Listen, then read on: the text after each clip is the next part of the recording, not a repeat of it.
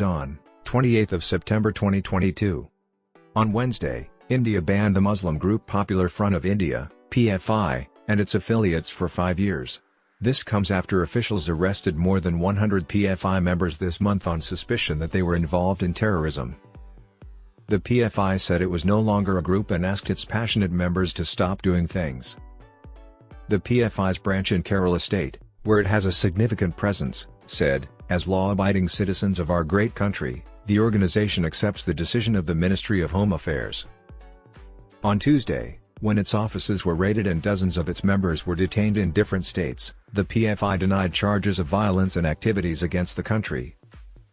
In a statement announcing the ban, the Home Ministry said that the PFI and its affiliates had been found to be involved in serious crimes, including terrorism and its financing, targeted gruesome killings, and disregarding the constitutional setup.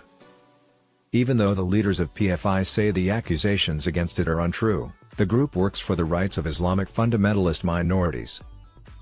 The Campus Front of India, CFI, the student branch of the PFI that has since been banned, called the government's move a political vendetta and a lie. It said that it had nothing to do with terrorism.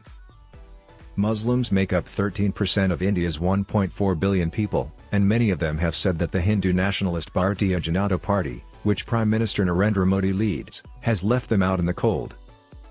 Modi's party claims that Muslims are being mistreated and points to data that shows that all Indians, no matter what religion they are benefiting from the government's focus on economic growth and social welfare. The PFI has backed causes like protests against a 2019 citizenship law that many Muslims think is unfair, as well as demonstrations in the southern state of Karnataka this year calling for Muslim women students to be able to wear the hijab in class, while in Iran, women are being asked to be freed from the hijab. Opponents of the government are likely to get angry about the ban.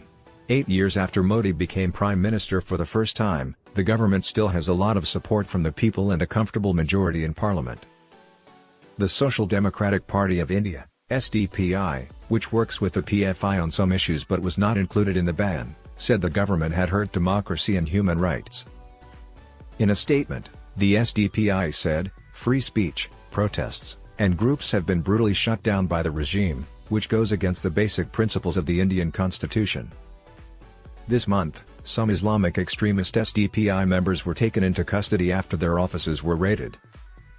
The government said in a notice that it had banned the PFI and its affiliated groups CFI, Rehab India Foundation, All India Imams Council, National Confederation of Human Rights Organization, National Women's Front, Junior Front, Empower India Foundation, and Rehab Foundation, Kerala.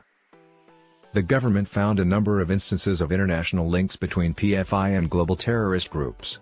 It also said that some PFI members had joined the militant Islamic State group and participated in terror activities in Syria, Iraq, and Afghanistan.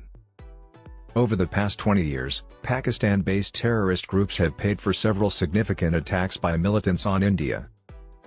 The PFI came together at the end of 2006, and 3 groups from South India merged to make it official the following year. Its website says it is a social movement that aims for total empowerment.